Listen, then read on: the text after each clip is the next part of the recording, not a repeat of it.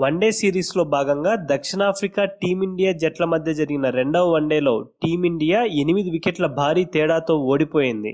మొదటి వన్డేలో దారుణంగా ఓడిపోయిన దక్షిణాఫ్రికా జట్టు రెండవ వన్డేలో అద్భుతంగా పుంజుకొని అదరగొట్టింది.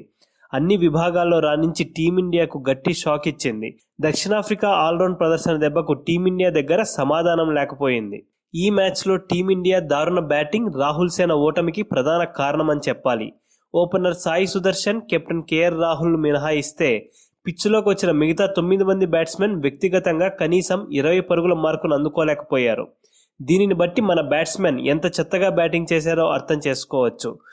అందరూ ఆడినప్పుడు ఆడితే ఎవరు గుర్తుపెట్టుకోరు, ఎవరు ఆడనప్పుడు ఆడితేనే క్రికెట్లో సూపర్ స్టార్లు అవుతారు, మెగాస్టార్లు అవుతారు. ఈ లాజిక్ను సంజు శాంసన్, తిలక్ వర్మ మిస్ అయినట్లున్నారు. ఎన్నో అంచనాలతో బరిలోకి దిగిన సంజు శాంసన్ ఈ మ్యాచ్లో కూడా పూర్తిగా చేతులెత్తేశాడు. మ్యాచ్ విన్నింగ్ ఇన్నింగ్స్ ఆడే అవకాశం వచ్చినా ఆ అవకాశాన్ని సద్వినియోగం చేసుకోకుండా అట్టర్ ఫ్లాప్ అయ్యాడు. ఈ మ్యాచ్లో మంచి స్కోర్ చేసి ఉంటే సంజు స్థానం సుస్థిరమయ్యే అవకాశం ఉండేది. గత కొన్ని మ్యాచ్లలో సరిగ్గా ఆడకుండా నిరాశపరుస్తున్న తిలక్ వర్మ కూడా ఈ మ్యాచ్లో ఆడి ఉంటే అతడిపై సెలెక్టర్లకు, జట్టుకు నమ్మకం వచ్చేది. కానీ సంజు, తిలక్ వర్మ అలా చేయకపోవడంతో ఈ మ్యాచ్లో ఇద్దరు గోల్డెన్ ఛాన్స్ ను మిస్ చేసుకున్నారని అనిపిస్తోంది. సంజు, తిలక్ వర్మ ఈ మ్యాచ్లో గోల్డెన్ ఛాన్స్ మిస్ చేసుకున్నారని మీరు గనక భావిస్తే వీడియోని లైక్ చేయండి, మీ అభిప్రాయాన్ని కమెంట్ చేయండి.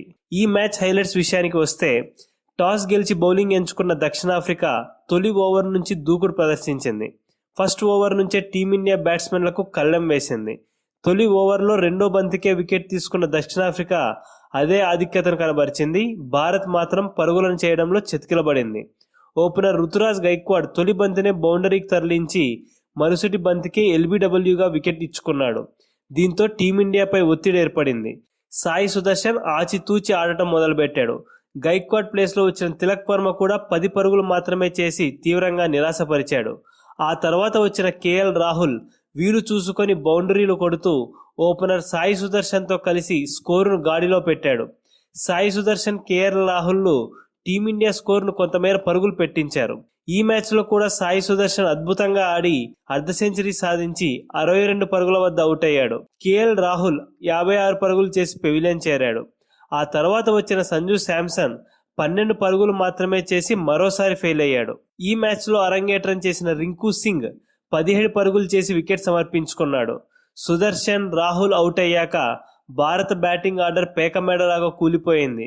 ఒక్క బ్యాట్స్మెన్ కూడా కనీస పరుగులు చేయలేకపోయారు. దీంతో 42.2 ఓవర్లు మాత్రమే ఆడిన టీమిండియా 211 పరుగులకే ఆల్అౌట్ అయింది. దక్షిణాఫ్రికా బౌలర్లలో నాండ్రే బర్గర్ 3 వికెట్లు, హెన్రిక్స్ మహారాజ్ చెరొక 2 వికెట్లు, విలియమ్స్ మార్కరం చెరొక వికెట్ దక్కించుకున్నారు. 212 పరుగుల విజయ లక్ష్యంతో బరిలోకి దిగిన దక్షిణాఫ్రికా జట్టు ఓపెనర్లు ఆరంభం నుండి కూడా చాలా జాగ్రత్తగా, ఎక్కడా తడబడకుండా, తొందరపడకుండా జాగ్రత్తగా ఆడుతూ స్కోర్ బోర్డును ముందుకు కదిలించారు. ఓపెనర్ రీజా హెన్రిక్స్, మరో ఓపెనర్ జార్జి భారత బౌలర్ల సహనానికి పరీక్ష పెడుతూ వికెట్లు పడనీయకుండా పరుగుల వరద పారించారు. ఒకానొక సమయంలో ఒక్క వికెట్ కూడా పడకుండానే దక్షిణాఫ్రికా లక్ష్యాన్ని ఛేదిస్తుందని అనిపించింది. కానీ రీజా హెన్రిక్స్ ను 52 పరుగుల వద్ద ముఖేష్ కుమార్ అవుట్ చేశాడు. హెన్రిక్స్ అవుట్ అయినా ఓపెనర్ జార్జ్ మాత్రం మరింత రెచ్చిపోయి ఆడి వన్డేలలో తన మొట్టమొదటి సెంచరీని నమోదు చేశాడు. అతడికి వన్ డౌన్ బ్యాట్స్మెన్ వాండర్ డుస్సెన్ అండగా నిలిచాడు. వాండర్ డుస్సెన్ 36 పరుగులు చేసి అవుట్ అవ్వగా జార్జ్ 119 పరుగులు చేసి అజేయంగా నిలిచి దక్షిణాఫ్రికాను విజయ తీరాలకు చేర్చాడు. టీమిండియా ఫాస్ట్ బౌలర్లు, స్పిన్నర్లు ఎవరూ కూడా దక్షిణాఫ్రికా బ్యాట్స్మెన్ ఇబ్బంది పెట్టలేకపోయారు, వికెట్లు పడగొట్టలేకపోయారు. స్కోరు కూడా తక్కువగా ఉండడంతో దక్షిణాఫ్రికా బ్యాట్స్మెన్ ఒత్తిడికి లోను కాకుండా సునాయాసంగా లక్ష్యాన్ని ఛేదించారు.